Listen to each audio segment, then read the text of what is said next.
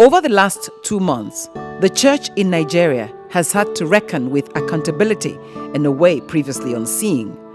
Accusations of manipulation and nepotism, reports of crimes of sexual assault, abuse of power, political involvement, and financial impropriety have trailed prominent church leaders, whether it is the Anglican, Pentecostal, Catholic, or Evangelical Church. And this has forced many of their followers to re-examine their commitment to the faith. Disillusionment is growing among the people for whom the church is supposed to bring guidance and comfort. I want to understand why this is happening, and so I'll be speaking to some of the people at the epicenter of some conversations happening within the church right now, one of which is a popular rape accusation to one very prominent pastor. 2 people that know him very well live in Ilorin, and I'm speaking with them. And I'm hoping that these interviews I conduct will bring clarity and perspective to these events and help us decide if such incidences are merely growing pains or are symptomatic of a much deeper rot we need to exercise. I'm doing this because I've spent many years in this industry, and I'm collaborating with Ynaija. Today's woman and Ynaija want to know what the truth is, and we are right here. We went right into Ilorin to find out. We're speaking with Pastor Busola Olotu. I'm so glad to be here with you. I'm glad you're here too. Let me start by saying thank you for doing this. Thank you for opening your ministry, your heart, and your home to being a part of the conversation that a lot of us don't want to have, especially as mothers. Do you agree with that? Yes, I do. You're a mother of how many daughters, how many children in total? I have 4 daughters. Okay. And what's their age range? 40 and to 30. Mm-hmm. Between 40 and 30. I know you're a lawyer. Yes. Is any of them a lawyer? 3. I have 2 daughters that are lawyers. Yes, 2 daughters that are lawyers, and my son also is a lawyer. I understand. You know, sometimes I have to remind myself which child is what and all of that. Especially when you have more than 2. I can imagine. But I would like to start first of all by asking, how did you end up in ministry? My journey has been long. Let me say I never thought of ministry in my life. I just wanted to be a lawyer. But interestingly, my husband now decided to settle in Ilorin. I started practicing my law, and I was in the Ministry of Justice for 8 years, and I was on contract appointment. After 8 years, after a lot of noise, they decided to give me a permanent and pensionable appointment, but then they now refused to backdate my appointment. So which means I would have lost... Wasted 8 years. 8 years. So I just decided to step aside at that stage. By that time I was born again, and I thought that where I was not celebrated, or where, there was really no upliftment, it wasn't the place for me. So I stepped out. I wanted to just be a lawyer, join a legal firm, or start something of my own. Then my husband comes in and says, well, you have 5 children, that would be difficult to do. Mm-hmm. So I ended up in business, and I was doing my business when God called me into ministry work. First, through the Redeemed Christian Church of God, where I was a pastor for pastoring, as a parish pastor, then an area pastor, and then I was upgraded to a zonal pastor, although I did not occupy that position for one day. My area was upgraded to a zone. But it was at that time my Lord and Savior Jesus Christ asked me to step out into Daughters of Deborah International Ministry. And that's where I've been in the last 10 years. In recent times, when you think of ministry, especially with the new born-again churches, people think wealth, people think affluence, people think influence as well. And I wonder though, I see your place humble. You've been doing this for 10 years. Yes. I have not seen your private jet. I have not seen the big cars outside. So what do you see ministry as beyond that? I see ministry first and foremost as service to God and to man. Ministry is impact. It's not so much about wealth and all this glitz and glamour. It's about being who God has created you to be. I asked that question because the case study that is making us want to speak to ministers across Nigeria, for anybody who's open to us, is one of someone who shares your name. Her name is Busola Dakolo, Okay. who has recently come out to say her pastor at some point in time had raped her in the past. Now, there's been a lot of controversy, and we decided to come to Ilorin, to the home where this particular pastor originated. And I'm aware that you must know him. It's impossible. Ilorin is a small place. Do you know this pastor? Are you aware of this case? And what are your thoughts with regards to this case? I know Pastor Biodun. Actually, Pastor Biodun at some point was quite close to me. When you say close, what does that mean? Well, close in the sense of I was like somebody he looked up to in terms of, he just started, moving towards me. How do I put this? He came at some point to introduce himself to me, and had he started ministry at that time? I don't know if he had started ministry the way it was at a point. But let me say, he came to me and he said he was planning a program and he wanted to give me, I was one of those he wanted to honor. And so I said to him, but I don't know you and you don't know me. So I'd be very slow to receive that kind of honor. I need to know you. So I didn't go for that program. But he later came and dropped the gift that they were, planning on giving me. So after that, he started to come. It was like a clock with something on it. After that, he started to come to see me and talk to me about his church. I think by that time they were at Pipeline Road, and my house is off Pipeline Road, and he was living off Pipeline Road. And he appeared to be a very, very respectful, young man who was just trying to find himself in ministry. And so I drew near to him and his wife. I even used to go and visit them in their home. They would come to visit me in my house. My husband knew him and everything. But at a point, he left Ilorin. He didn't really tell me when he left Ilorin. I didn't know when he left Ilorin, but at some point, I just realized that the relationship had broken, and there was no reason for that, though? No reason for that. Okay, now I went that way because this particular pastor became somebody very influential, still is, and are all pastors built to be that influential? If their life is to live the life of Christ, right? Are they built, how does it happen that a pastor ends up having so much influence? Because influence can be abused. I'm sure you know that. Yes, I know that. You know that God himself is a God of influence, and he created us for influence, but influence can be either negative or positive.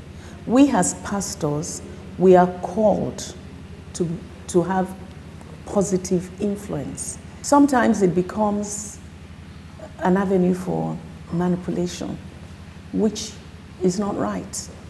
Manipulation of the congregation. Of the congregation, which isn't right.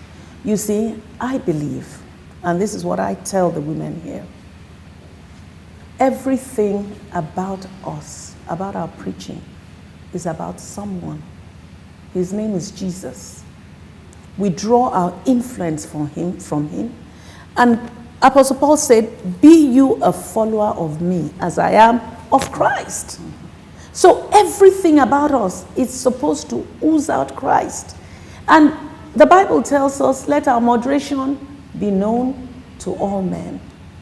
No, let's come to the case at hand. A young woman, several years after, comes out and says, my pastor did this to me. Now she goes to make it public because it's something that is not easy to do. People castigate her, people say all kinds of things about her.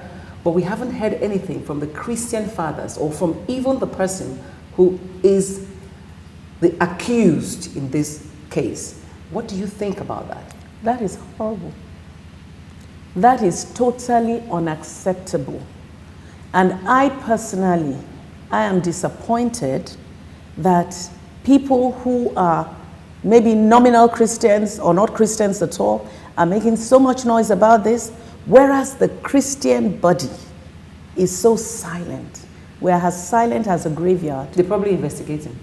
Well, I don't know. Maybe they are investigating, but I believe that they should take a stand. Exactly. There has to be a stand. That, you know, this is an issue that cannot be swept under the rug. It can be swept under the carpet. We can't pretend as if it didn't happen. We can't pretend as if we're deaf, we're not hearing, or we're blind, we're not seeing. That does not glorify God in our lives. Have you reached out to Pastor Biodun Fatoyinbo yourself? Because you know him, you say. Have you reached out to Busola yourself? Because you know them. Yeah. You see, concerning Busola, what happened was in 2011, a young lady joined this ministry. Her name is Fumi Ayeni. And she joined during our formal inauguration ceremony at Kwara Hotels. She filled a membership form and she became a formal member of this ministry. And somehow she really truly gravitated towards me as a mother. We became quite close. And, you know, she used to talk with me and everything. And, you know, we were, you know, when you run a ministry like this, you are not close to everybody. That's right. But she is a daughter in whom I'm well pleased. All my daughters are daughters in whom I'm well pleased, but in the sense that she has consistently been very close to me. She has shared deep things with me, you know, even about her life personally and everything. So one day in 2011, Fumi walks into my office here, and she's actually very agitated. She said she's, you know, everything about her was, I don't know, ruffled. So she sat down and then she said, "Mommy, it's not about me. It's about my sister." Older or younger? She said, "My younger sister." So I said, "What is it about your younger sister?" She said, "My younger sister has been facing deep psychological challenges since something happened to her years ago." So I said, "What kind of psychological challenges? Is it spiritual, psychological, or what?" She said, "My sister was raped by a pastor." So when she said that, you know, so many emotions ran through me because, number one, I'm a mother. Number two, I'm a pastor, you know, and I was speechless. So I said, "Your sister was raped by a pastor?" She said, "Yes."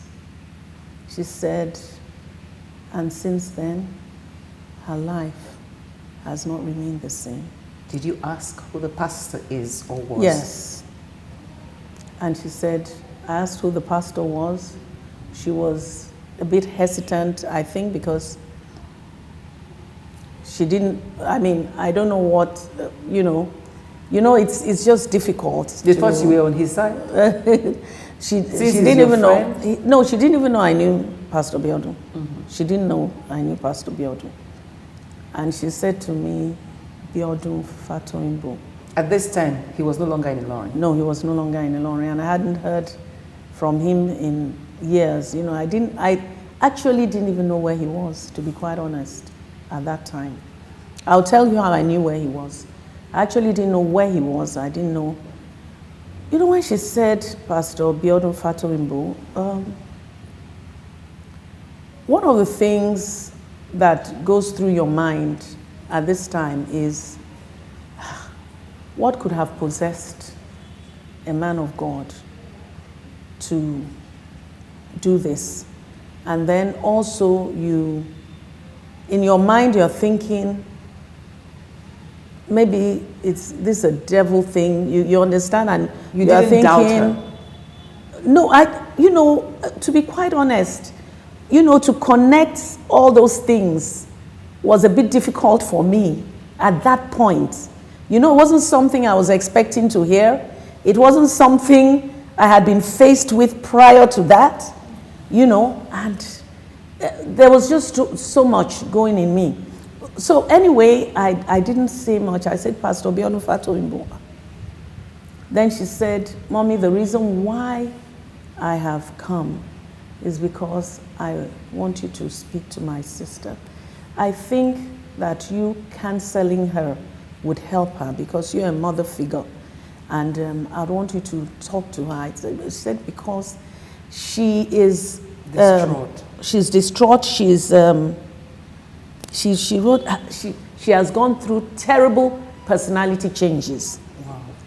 She said Busola was the best in our home, in our family, in terms of her commitment to God. We were all looking up to her, and she said she felt very responsible because they made her go where? To the church. They made her start to attend, to attend the program and the church. She didn't want to go, and this thing has happened and everything. So I said, for me, God is in control, or something to that effect. I can't really, I too, at this point, was going through a lot of emotions.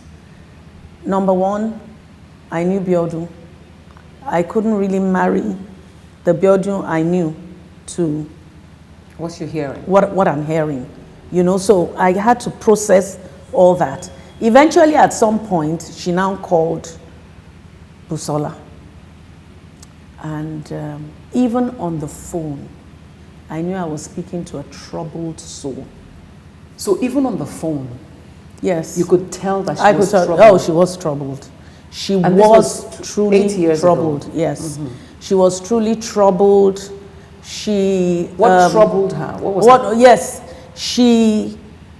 it was like, why would this happen to me? One, and what have I done to deserve this? And this is just too much for me to handle. Anytime I try to get away from it, it catches up with me. I don't know how to get my life back. That is the summary of everything, And she was not happy about herself.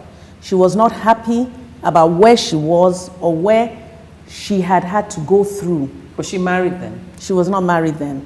It was part of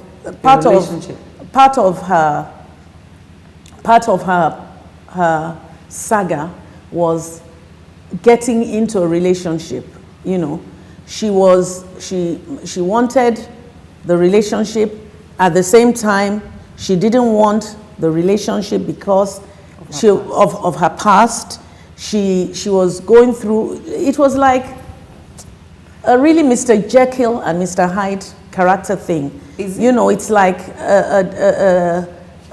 mood swings, personality, total personality change from the perspective of the victim. Yes. I was talking. This speaks to the typical psychology of a rape victim. Oh yes, I've handled quite a few rape victims.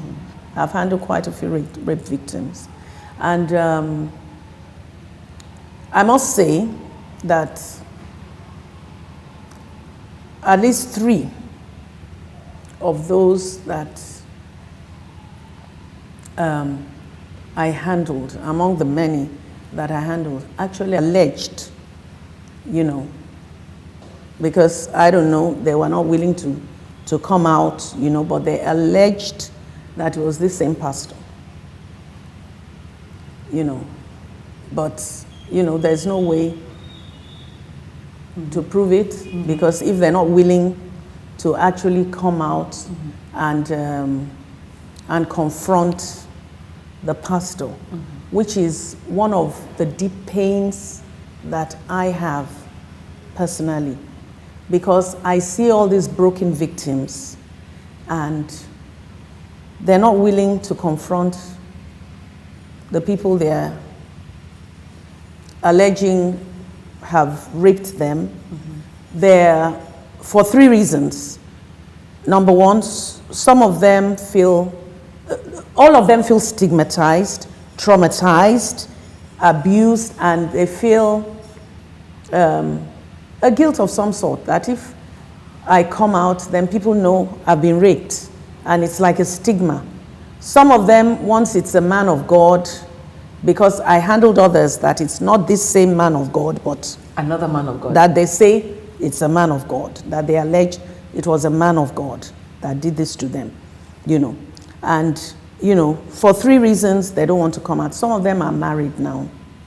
They never told their husbands, and they're not ready for that upheaval because they don't know how their husbands will receive it. They don't want their family in the media and things like that. They're not ready for all that controversy. Some of them are not married, and because they're not married, they feel, who will marry me if I come out now and I say I was raped? Then some of them who had experiences with men of God feel that it is, they will be, they're petrified of touching the Lord's anointed, in quotes. You're a pastor. Now, when you hear things like that, what does that do to you? And have you reached Biodun Fatoyinbo himself, one of the pastors that you know that is causing this controversy, that has made us seek you out here in Ilorin? Have you reached out to him? I didn't reach out to him during Why? Busola's case because I didn't even know where he was. That was 2011. That was 2011. When you first heard about it. When I first heard about it. I didn't know where he was. And let me be honest, somewhere in my mind, I felt that maybe it was a mistake. And I'll just pray for him that this doesn't happen again. Could it be, just confirm to me, that you were not concerned about spoiling the church or making people feel that you don't attack the church? That wasn't the reason you didn't No, go? that wasn't the reason. The reason was that, to be quite honest with you, I could not marry the Biodun I knew with this allegation. But I knew that the girl was telling the truth. Let me make that plain. From my interaction with her, even on the phone, I had several interactions with her on the phone. I knew that she was telling the truth. To me, I knew within me that this was truth. But I felt that, you know that it's like the devil. Do you get what I mean? I felt I felt it was a one-off thing. That it's the devil this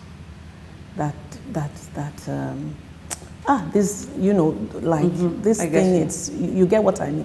So I didn't know where he was, and I wasn't really going to pursue it except in the place of prayer for him, and think that I just. Do you felt, regret that now?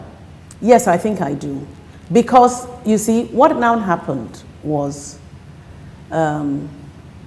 I eventually reached out to Biodun, and I'll tell you how I reached out to him. I slept, and I had a revelation. And in that dream, I saw myself being transported in an elevator. Reverend Osset can confirm this. But being transported in an elevator, and I was transported up to a penthouse. And the elevator opened in front of a door. And I stood in front of that door, and I was transported through the door. The door didn't open, I didn't knock. And on the door and on the bed, I saw Reverend Biodun. With a female? With a female. So I said, wow.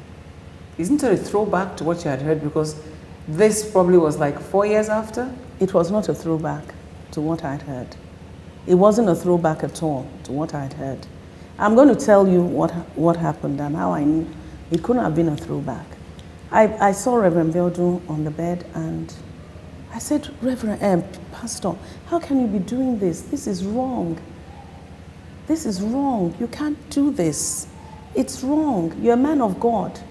And he leaned up the bed and he looked at me and he said two things. He said, there is a grace that covers this. And he said,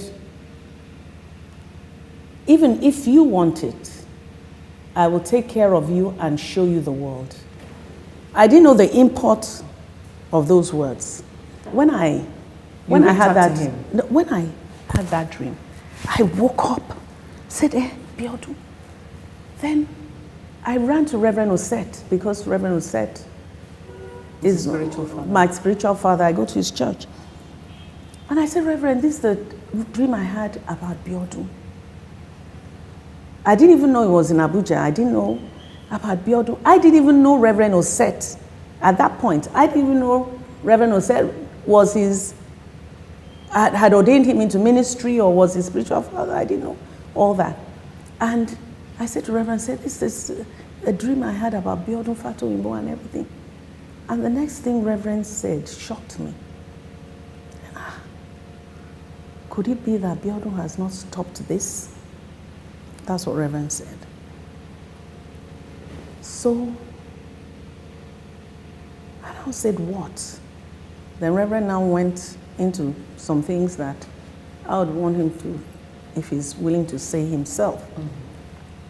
Anyway, then I said, what do I do? What do I do? Then he said, Biodun is in Abuja. I have his number. I said, I would want to call him. I'd like to call him. So did you tell Reverend Osset that Busolo had spoken to you a few years ago about? No, I didn't tell Reverend. But that was in confidence? Yes, that was in confidence. So I didn't mention that at all, you know.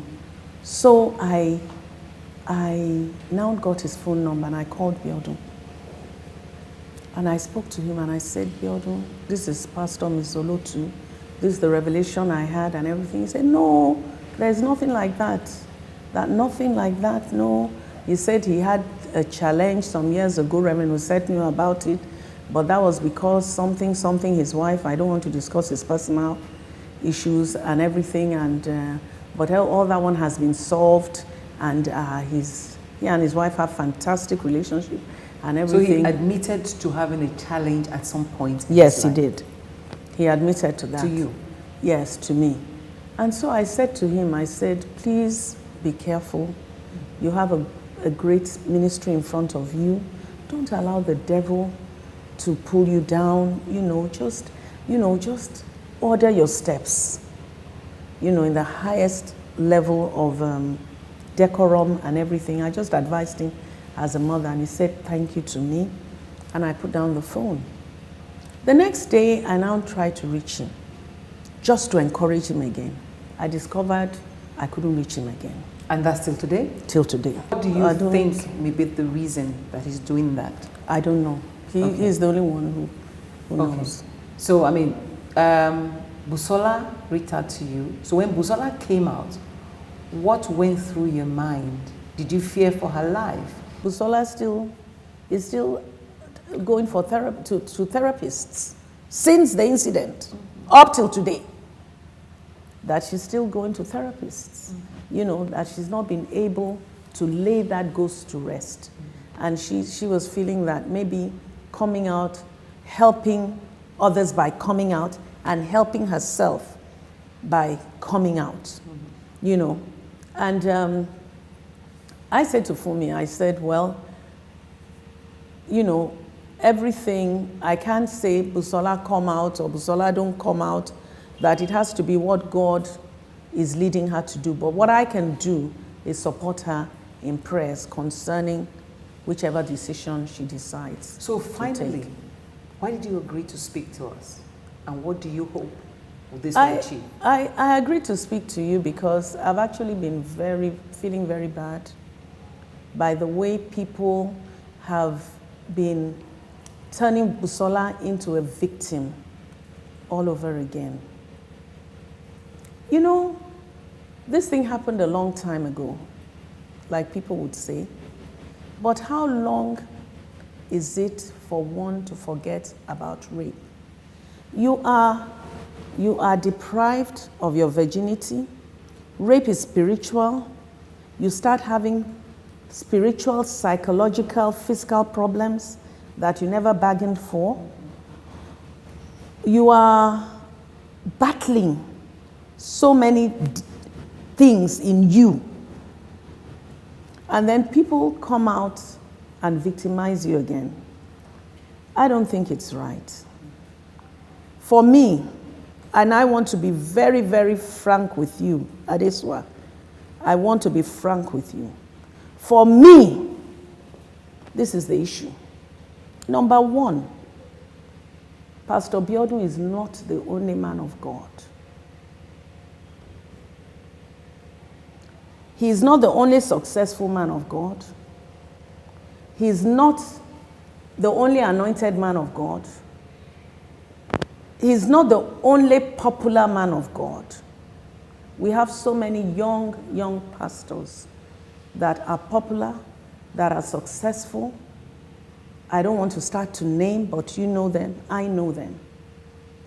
Why is it him alone that for so many times now, somebody is coming out? Somebody is coming out. Even here in this ministry.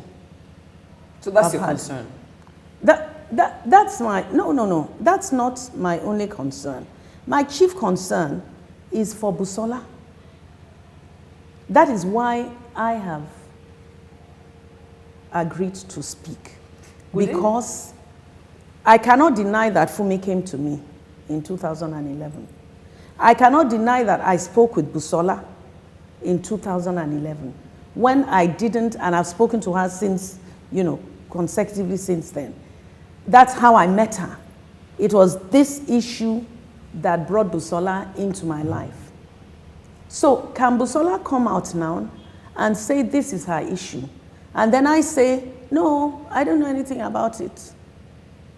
You're a witness. I'm a witness. I might not be, in court. Physically? Yes, I was not there physically. But at least I knew about this issue. She spoke about it. Well, you're a witness to the extent that you know the psychological effects it had on her. It had on her. Okay. And so I don't think it's right for me to stay quiet. To stay quiet. But should the church stay quiet? No. And is it possible? It is this not is just between right. you and me. Yes. You and me. Yes. Is it possible that the church is quiet because there are multiple pastors who are culpable? I have come, between you and I have come to admit to myself that there are multiple pastors that are culpable. So what's the fate of young women who go to churches? It's supposed to be a sanctuary. What's the fate of those women? What would you say to them and to the church? I would say to them that for mothers, I have two messages. I have one message for the mothers whose children go to churches. Watch the church your child is going to. Watch the personality changes in your child as she attends this church. Watch out for things like, has she become more materialistic? Is she wearing things that normally should not afford? Is she going out with friends that normally you would not appeal to? It would not appeal to you. Be vigilant and be diligent in being vigilant. Okay, finally. I said finally before. And I also have a message. Second advice. To the ladies themselves. Yeah. Exactly. Yes. To the women. Yes, to the ladies themselves who become victims. See, there is no woman or man of God that is worth it that you put in the place of God.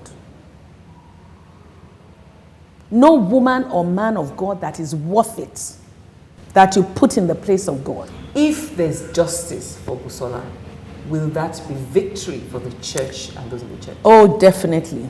If there's justice for Busola, it will be victory for the church. It will be victory and liberation for so many young girls. You see, people will now be willing to come out. They will now be willing to come out.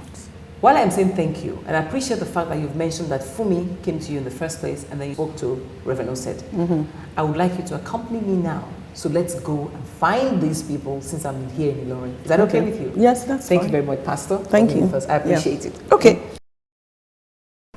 The reason I came to you is because Pastor Busola Ulutu spoke to us, and we came to Ilorin because there's a case study that has given us concern about what's happening in the Church of the Lord. And that case study is in reference to a man who grew up in these parts, even started spiritual life in these parts. And I'll come to that, but why I came to you today, and I thank you for accepting to speak with us because you're a peaceful man, you don't like to cause trouble, is because Pastor Busola told me specifically that some years back, she had this vision that she saw the pastor in question saying certain things that turned out to be true when he was accused a few years later. And this pastor in question is Pastor Yodu Fatoyinbo.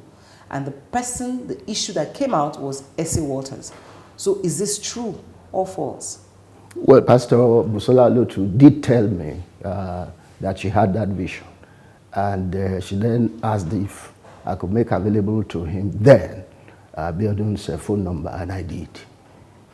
So what did you do personally about that? Did you believe what she told you, or did you caution her, or did you caution, Knowing Pastor Busola Ulutu as I do, I had no reason to doubt what she told me. She's not somebody who is given to hyperbole. She says it the way she feels. So when she told me that she had that dream, of course I believed it. Mm-hmm. And then he, as I said, asked for the young man's phone number, and I gave it to her.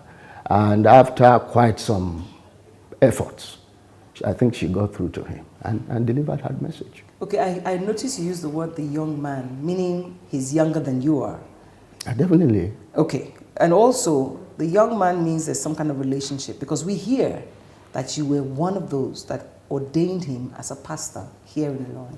Well, I want to put that in the right context. What happened was that he had started a ministry work in town. I didn't know him as at that time. And then he was, I think the ministry was based in the street called Yoruba Road in town. And he had been doing that work for quite some while. I wouldn't remember for how long now. Then subsequently, he interacted with one of my sons in the Lord in terms of how can I get somebody who is credible to lay his hands to pray for me. But was already in the ministry. Mm-hmm. Was already in the ministry. That was how he came to me with his wife. And I made a number of findings, and I didn't have any reason to reject his, just prayed for him. He was already doing the work. Okay, so it's terminology here. Ordained, support, agreed to be a spiritual father of sorts with him. Are you still his spiritual father today? No. Why not so? Basically because when in August 2013, news broke out online concerning him and his ministry, as somebody who was close to, as an elder, I thought it was my responsibility to get across to him. I was preparing to go to the United States for ministry, but it was in August 2013, if you remember. And after quite some efforts, because it was not easy to get through to him. He's a pastor in Ilorin here. I told him, get through to your boss, and I want to share a thing or two with him. Eventually he succeeded. And then I told him, if he called me from Abuja, and then I told him, yeah, well, this news is all over the place, and I want to hear from you, and I want to also give you some counsel, if need be. Yeah, exactly. And he said he will get in touch. I said, okay, I'm on my way to the US. While I'm there, if I want to get through to you, how do I do it? I thought he would just say, sir, you can get through to me by using my email. Then he said, well, his fear at that time was that he was being bugged. All he said that he was being bugged. I said, okay. So I left and I traveled. When I came back from the United States, I still tried to get across to him. Now I'm back. Because my desire always is to please God. By the grace of God, I'm not saying this to impress anybody. Those who were making comments, no, I wasn't on that route. I just wanted to see how it could be useful in terms of helping him. But he didn't show up. So when he didn't show up I waited for about, from August 2013 to April 2014. When he didn't show up, and he was coming to town, was having meetings in different places, I was seeing his billboards in town. Well, my wife and I said to ourselves, we've done our bit. It was then I wrote him a letter and I said, please consider that we no longer have anything to do with you in ministry. And the letter was, I didn't post it. It was hand-delivered by his own pastor because the young man told me he had delivered it. I know he got it. But my letter was not replied. So that was the end of my formal relationship with him. And your letter still hasn't been replied? No. Now, have you made any effort at all to reach out to this pastor again? No, it is not in terms of ministerial ethics. He is the one who owes me that contact, not me. I tried to get through to him by the grace of God as an elder in the body of Christ and in age. And he said he would get in touch, and he didn't get in touch. Okay, which brings me to the whole essence of what we're doing here.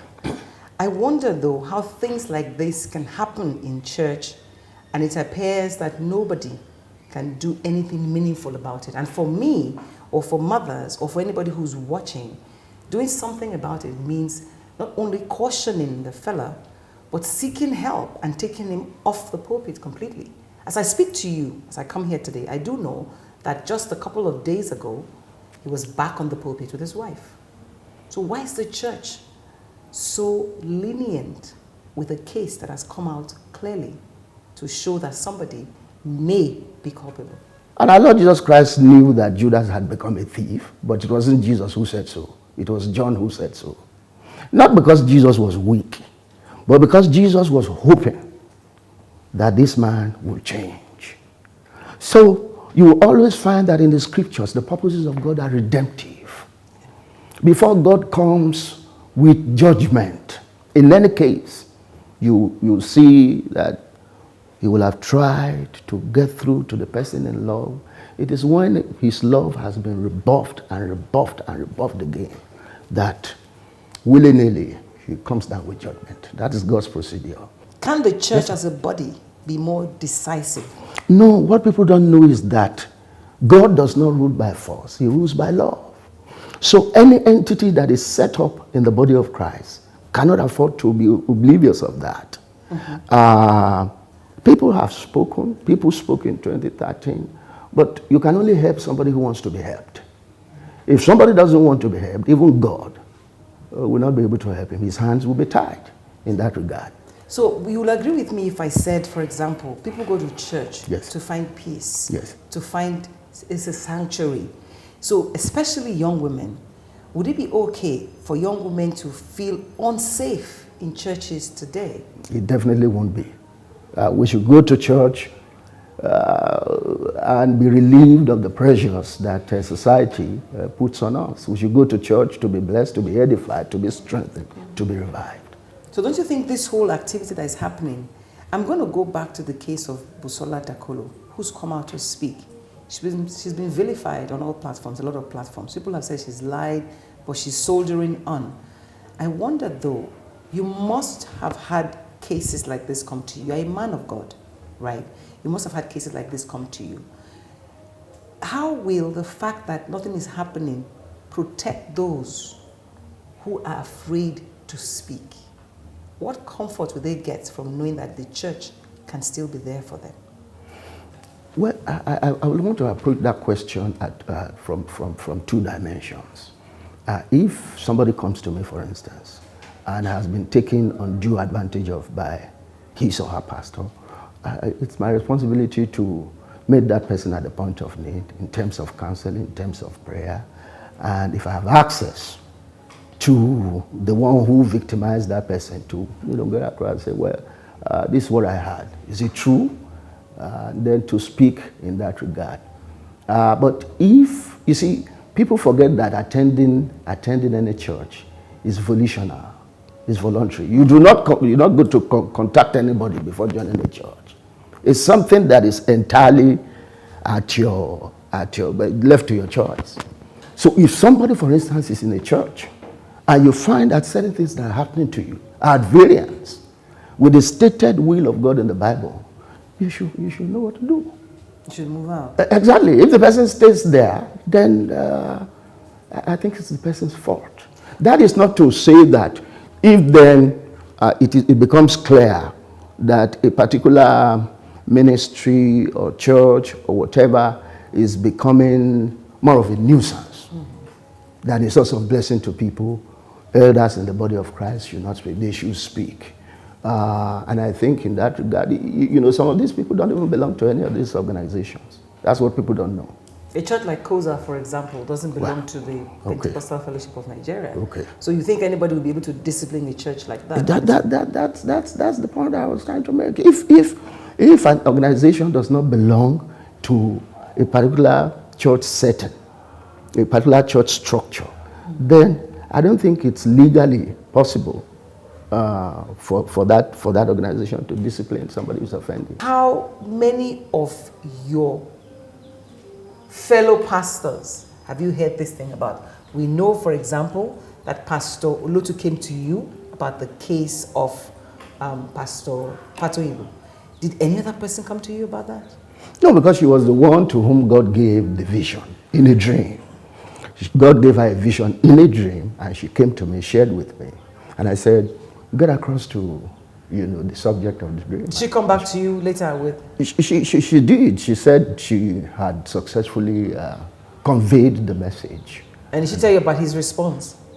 Well, she told me that, he just said, no, that, by the grace of God, things like that will not, he will not want things like that to happen. Will be on his guard. Okay, I mean, since you're used to be his spiritual father, it's important also to know that even though he responded to her, you must have been aware of other cases against this particular pastor. You mean at what time? At whatever time. Oh, okay. Well, so many years ago, there were such, things that people said here and there. Allegations. Yes, allegations. And those were able to investigate, we did. And we came to conclusions at that time that we felt will help the persons concerned to be able to stand strong in the Lord. Whether the instructions we gave were obeyed or not, we cannot really tell. No, okay. Correct me here. Are we talking about this particular pastor that some people have come to you and complained about him and you've investigated and sorted the problem, or you're talking generally? Well, the pastor you are referring to is Pastor Fatoyinbo. Okay. Now, what I can tell you is that so many years ago, there were things that were, quite like the kind of thing that people are talking about now, and brought to me, and I waded in, and by the grace of God, it was settled as far as I knew, because I gave definite instructions that I felt I should give as an elder in the body of Christ. So what we normally hear is they counsel the victim, don't worry, keep quiet, don't make any noise about it, and they weep, maybe give him a knuckle, don't worry, don't do this again. Was that what happened in this case? They settled the victim, keep quiet, don't make any noise. Pastor, never do this again. Well, I'm not aware of anything like that, somebody settling somebody else and say, well, don't do this again. No. So what was the counsel that you gave at that time? Well, the counsel that I gave was that anybody pastoring a church of young people from diverse backgrounds has to be careful, because all of these people came to that place with all kinds of experiences. And I encouraged them to see to it that he always gave them the full gospel. Did he deny? And he assured me. Did he deny those, sir? Did he deny them? Well, as far as I can remember now, there was a particular case that we waded in, and it was quite clear. It was not an issue of someone denying. It was quite because You know, it was not one person, it was not two people standing it was in my sitting room. And there were so many people that were there, you know, and I said, okay, this is what you should do, this is what you should do, because certain things are obvious. We cannot go into further details because some of the people concerned are now in their various places, and you will just be maybe married. Yeah, you will just be. It's not something that I want to pry into. Is it safe to say that Pastor Fatu Oyebo knows, the victims know that these things had happened, and it's likely that's why you were pained when Pastor Olutu came to you and reported what she saw, and then you felt, so he's still doing this thing? When Pastor Olutu reported to me, it was a dream she came to share.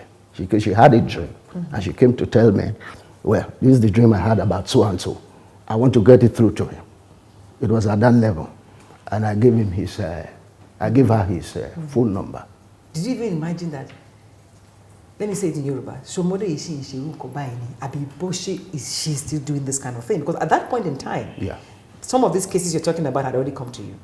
Is that why you were so bothered and you wanted to reach out to him and tell him to change when you read about S.A. Waters? No, I wanted to find out if it was true. So what do you Because anybody who has a sense of justice, when you've had one side of a case, you want to also hear the other side. So I wanted to give him the benefit of the doubt, you know, and I would have asked, this thing that's going all over the place, is it true? And then from there, we know how to take off by the Holy Ghost.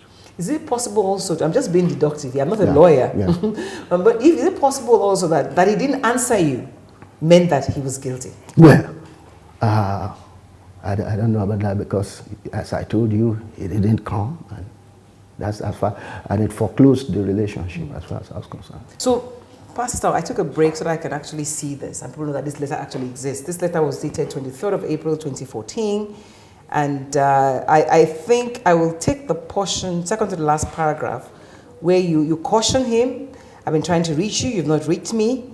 It says, thank God for your remark when you preached with us in July 2013 that Daddy leads, he does not control.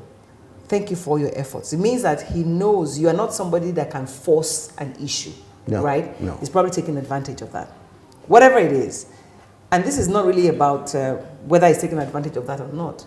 I wonder though, now, today, Pastor Fatu Oyebo is again accused, now publicly, of having done something that people have accused him of before in the past.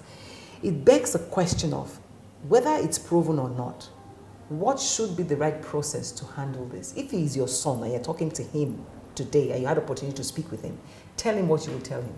Well, it's exactly what, from my readings online and some of the dailies, what I've had, instructions that have been given to him, and that is that you leave the pulpit and seek the face of God, and so that you, whatever you need to tell the Lord between you and the Lord, you sort them out before with him, and then take steps that will show that you are concerned about the kingdom of God, you are concerned about the destinies of the people who come under your tutelage. There are people who are saying that all this effort to try and get Pastor Fatu Oyebo to be accountable is probably an attack on the church, are saying the truth. Sorry? People say it's an attack on the church. Why are you guys attacking the church? Why are you attacking the church? Why are you attacking the church? Is that a fair statement to make?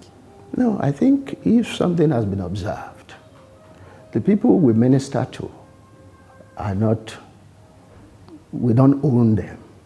It is God who owns them. We must not run roughshod over God's people. We must not lord it over God's heritage.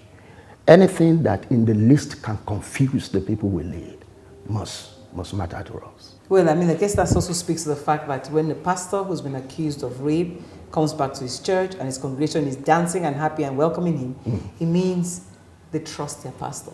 That's right. No matter what we say. That's right. It's immaterial. That's right. It's immaterial. That's right. Okay, so you cannot physically go to somebody and say, well, no, you have to come out and drag him out.